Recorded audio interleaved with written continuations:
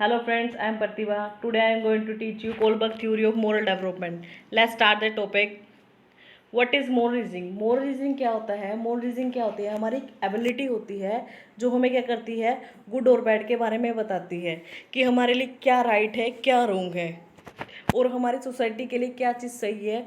उस चीज़ के बारे में जो हम बताते हैं उसको हम बोल देते हैं मोरल रीजनिंग। आगे हम क्या क्या बात करेंगे, मोरल डायलेमा के बारे में बात करेंगे कि मोरल डायलेमा क्या चीज़ होती है। मोरल डायलेमा क्या होती है? एक ऐसी सिचुएशन हो जाती है कि अगर हम कोई भी दोनों रास्ते हैं, दोनों में हमारा क्या होना है, नुकसान होना ही होना है, लेकिन हम उसमें देख लेते हैं कि हमारे लिए कम नुकसान किस चीज़ में होगा। जैसे कि वो कहावत है ना कि एक तरफ कुआं है एक तरफ खाई है, मतलब दोनों तरफ ही क्या है, नुकसान है। ठीक है, अगर कुएं की तरफ जाएंगे तब भी मरने का खतरा है, उस तरफ जाएंगे तो खाई उसमें भी गिरने का खतरा है, तो दोनों तरफ क्या है, नुकसान है। अब जैसे इस you can see in image कि जो एक वुमेन है उसके में क्या है, एक हैंडल है और इसको क्या करना है, ट्रेन को मूव करना है। अब एक साइड तो हमारे क्या है, बहुत सारे पर्सन है, और एक साइड क्या है, हमारा एक वन पर्सन है। तो अब ये जो उसके पास सिचुएशन आ गई, अगर ये इनको बचाती है तो ये बड़ा पर्सन मरेगा, अगर इस पर्सन को बचाते हैं तो इतने सारे पर्सन बचेंगे। तो ये लेडीज़ अब किस तरफ को क्या करेगी, ट्रेन को मूव कर देगी। अब इसके पास ये सिचुएशन थी, ये क्या करती है, क्या करेगी, ये लेडीज़ क्या करेगी, इन पर्सन को बचाएगी, क्योंकि इसे पता है कि ये तो एक ही पर्सन है, अगर मरेगा तो एक पर्सन मरेगा। अगर ये ट्रेन यहाँ मूव करेगी तो, अगर यहाँ मूव करते तो यहाँ क्या हमारे बहुत सारे पर्सन की डेथ होगी। तो इसलिए क्या करती है, ये ट्रेन को इस साइड मूव कर लेती है कि जहाँ नुकसान तो हो रहा है लेकिन यहाँ नुकसान हमारा क्या हो रहा है, कम हो रहा है।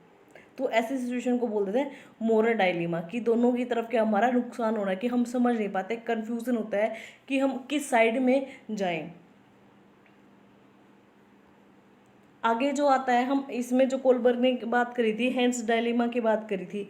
ये जो हेंस है इसकी क्या है, वाइफ है, वो क्या कैंसर पेशेंट है, और इसकी जो क्या है, ऐसी सिचुएशन हो रखी है कि इसको क्या है, दवाइयाँ चाहिए थी वो, लेकिन वो जो दवाइयाँ हैं वो डॉक्टर ने बोला कि दवाइयाँ अगर इसको मिल जाती है, इसकी वाइफ को मिल जाएगी तो इसकी जो वाइफ है वो सर्वाइव कर लेगी, अदरवाइज वो सर्वाइव नहीं करेगी।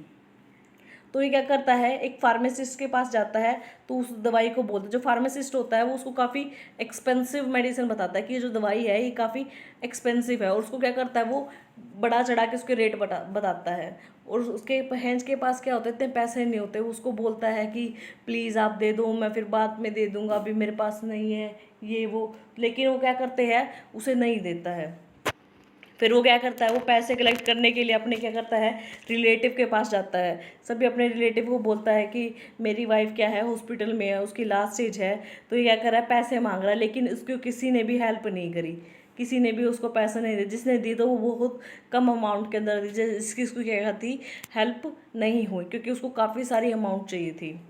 तो अब इसके पास क्या थी, एक ऐसी सिचुएशन थी कि ये क्या है, अपने मोरल जो क्या थे, इनके इसको अगेंस्ट जाना पड़ा, इसको चोरी करनी पड़ी, क्योंकि इसे पता था कि एक तरफ तो क्या है, इसकी वाइफ सर्वाइव करवानी ज़रूरी है, किसको अगर दवाई नहीं मिली तो क्या मर जाएगी, और दूसरी तरफ क्या था, उसको पता है कि चोरी करनी सही नहीं है, लेकिन इससे पता चला कि चोरी करने से तो वो थोड़े दिन जेल में चला जाएगा, लेकिन जो उसकी वाइफ तो उसके लिए परमानेंट दूर हो जाएगी अगर उसने किया तो। उसको क्या करा है, चोरी करना सही लगा, और उसने क्या करा, अपनी वाइफ को दवाई देकर, ये चोरी करके दवाई देकर उसे बचा लिया था।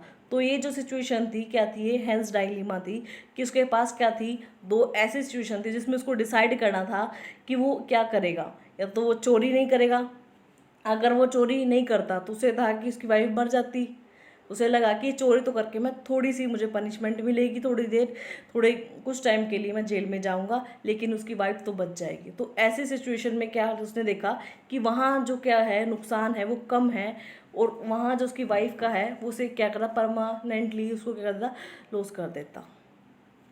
उसके बाद जो इसकी कोलबर्ग ने हमारी क्या थी, कोलबर्ग ने क्या किया था, 3 लेवल के बारे में बात करी थी, first level, second level, third level. First level है हमारा pre convention level, second convention, और थर्ड है हमारा पोस्ट कन्वेंशन लेवल। और इसकी एक कन्वेंशन, एक स्टेज, एक लेवल की क्या है, हमारी 2 स्टेज हैं, obedience and punishment, individual and exchange.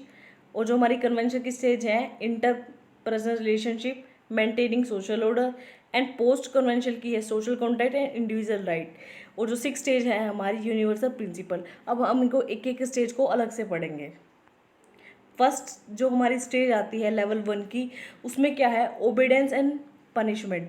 कि अगर कोई बच्चे को बोल दिया कि बेटा ये तुमने काम किया, ये तुम्हें काम करना है, अगर वो काम कर देता है तो उसे क्या करता है, रिवॉर्ड मिलता है। अगर वो काम नहीं करता तो उसको पनिशमेंट मिलती है। उसको बोलते कि तूने ऐसा किया तुझे पिटाई करूंगी तेरी। कई बार बच्चे को बोल देते हैं। तो इसमें क्या है, इसको बच्चे को बोला गया था कि ये काम कर, लेकिन उसने काम नहीं किया तो उसे पनिशमेंट मिली और साइड होके क्या है, एक कॉर्नर में चला गया था। तो इस सिचुएशन में होता है कि बच्चा जो भी काम करता है ना, वो पनिशमेंट के बेसिस पे करता है। उसे लगता है कि जितनी बड़ी उसकी मिस्टेक होगी उतनी ज़्यादा क्या उसे पनिशमेंट मिलेगी। इसको स्टेज को क्या देते हैं, बिग मिस्टेक और बिग पनिशमेंट। कि वो क्या करेगा, अगर बिग मिस्टेक करेगा तो उसे क्या है, हमारी बिग पनिशमेंट मिलेगी। नेक्स्ट स्लाइड में हम देखेंगे। नेक्स्ट आते हैं हमारे इंडिविजुअलिज्म एंड एक्सचेंज। इसमें क्या करता है, जो इंडिविजुअल होता है वो क्या करेगा कि ये चीज़ तुम मेरे को दे, मैं तेरे को ये दूंगा। तो इसमें जो क्या है, एक लड़की दिख रही है और उसकी माँ है। तो उस लड़की ने क्या किया, अपनी माँ को क्या अपना मिल्क शेक दिया, लेकिन उसने इसके बदले क्या करा, अपनी माँ का मिल्क शेक पिया। तो इसमें क्या करा, वो एक्सचेंज कर रही है कि आप मुझे दोगे तो मैं आपको अपने वाला मिल्क शेक पीने के लिए दूंगी। तो इन दोनों के बीच में क्या हो रहा है, एक्सचेंज हो रहा है। इस जो दूसरी इमेज में क्या दिख रहा है कि जो लड़की है वो क्या कर रही है, नोटबुक को टीयर कर रही है। इसने ऐसा क्यों किया, क्योंकि इसकी जो एक क्लासमेट था उसने क्या कर दी, इसकी नोटबुक को फाड़ दिया था। तो इस स्टेज में क्या होता है कि उसने मेरी बुक फाड़ी तो मैं भी उसकी बुक फाड़ूंगा, टिट फॉर टैट। इस स्टेज को हम दूसरा नाम भी बोल देते हैं, टिट फॉर टैट। जैसा तुमने मेरे साथ किया मैं भी वैसा करूँगा। तो इसने क्या करा, उसने इसकी बुक फाड़ी थी तो मैं भी उसकी बुक फाड़ूंगा। तब बच्चा क्या था, सेटिस्फाई होता है इसके अंदर। नेक्स्ट स्टेज के अंदर अंदर देखेंगे हम, थर्ड स्टेज आती है हमारी कॉन्वेंशनल स्टेज, उसकी कॉन्वेंशनल लेवल की, good boy and nice girl oriented. इसमें क्या होता है कि जो भी हमारा डिसीजन होता है वो क्या करता है, या ओपिनियन होता है, वो दूसरों के ऊपर करता है। जैसे कोई बोल देगा कि कोई काम कर देता है बच्चा, तो बोल दिया गुड बॉय गुड गर्ल। तो वो क्या करता है, जो उसको मोटिवेशन मिल रहा है, जो भी उसको इन्वायरमेंट हो रहा है, वो एक्सटर्नल है, उसके बिहेव पे बच्चा क्या है, रिस्पोंड करता है। उससे गुड बॉय जैसे अब बड़ी क्लास के बच्चे होते हैं, वो 6-7 के क्लास के जो बच्चे तुमको बोल देते हैं कि बेटा you are a good boy, you are a good girl. तो वो इसी में क्या करते हैं, वो हैप्पी फील करते हैं और जो भी चीज़ें करते हैं उनको ये लगता है कि उसे गुड बॉय बोला जाएगा, गुड गर्ल बोला जाएगा। तो वो उस चीज़ को, उस बिहेवियर को वो ज़्यादा क्या करते हैं, रिपीट करते हैं। नेक्स्ट स्टेज में हम देखते हैं मेंटेनिंग सोशल ऑर्डर। इसमें क्या करते हैं, वो समझते हैं कि जो सोसाइटी है वही उनका सब कुछ है। जो सोसाइटी ही क्या करेगी, जज करेगी, जो भी जितनी हमारी जजमेंट होती है। और इसमें मेनली जो फोकस होता है लॉज के ऊपर, रूल्स के ऊपर, या खुद की हमारी क्या ड्यूटी है और हमें क्या करना चाहिए, सारा का सारा क्या होगा, हमारे रूल रेगुलेशन का, क्योंकि हमारी सोसाइटी के रूल क्या हैं और उनमें उन्हें फॉलो करना चाहिए। नेक्स्ट स्टेज में हम पढ़ेंगे, नेक्स्ट स्टेज में हमारा social contract and individual right. इसमें जो बात करते हैं हम, इसमें क्या करते हैं, account to differing value and opinion and belief of other people. इसमें क्या करते हैं कि हर एक की वैल्यू और क्या होते हैं, बिलीफ को क्या करते हैं, एक्सेप्ट करते हैं। और इसमें क्या करते हैं, इसने कहा, उसमें तो सिर्फ ये था कि लॉ फिक्स थे, वो चेंज नहीं हो सकते। लेकिन इसमें कहा कि लॉ तो इम्पोर्टेंट है, बट वो क्या करता है, वो उस पर जो हमारे क्या है सोसाइटी है वो एग्री होनी चाहिए, उसके जो लोग हैं वो एग्री होने चाहिए। तो इसमें ये चीज़ थी। और उनके इंडिविजुअल के हमारे क्या होने चाहिए, राइट का जो उसके होने चाहिए कि ये मेरा अधिकार है, ये चीज़ मैं कर सकता हूँ। वो अपने राइट को लेके चलता है कि मेरे लिए जो चीज़ अच्छी है वही हमारी सोसाइटी के लिए अच्छी है। लेकिन नेक्स्ट स्टेज, जब इसमें 6 जो हमारी स्टेज आती है एडोलेसेंस से अडल्ट के अंदर आती है, पीपल जो होता है वो क्या करता है, वो काम करेगा जो उसके लिए क्या है, यूनिवर्सल है। मतलब जो सबके लिए अच्छा है, खाली इंडिविजुअल पर्सन के लिए अच्छा नहीं है, जो सभी लोगों के लिए अच्छा है, तो वो ऐसे काम करेगा। उसके बाद क्या कर, जिसमें क्या कि एक लड़की दिखा रखी है जो क्या कर रही है, स्पीकर में बोल रही है। तो जैसे कि हमारे क्या था कि कोई भी रूल आ जाता है या कोई भी लॉ आ जाता है, लेकिन वो हमारी सोसाइटी के लिए ठीक नहीं है। तो उसमें क्या करते हैं, जो हमारे कहते पब्लिक इकट्ठी होकर हंगामे करती है, ताकि वो क्या करे, जो रूल रेगुलेशन थे उनको ब्रेक कर सके।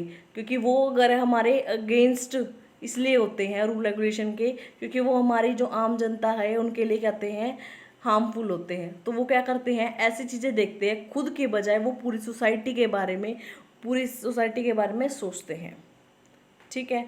और इससे क्या होता है, हमारी क्या थी, 3 लेवल थे और 1 लेवल की हमारी क्या थी, 2 स्टेज थी। Thank you guys for watching my video.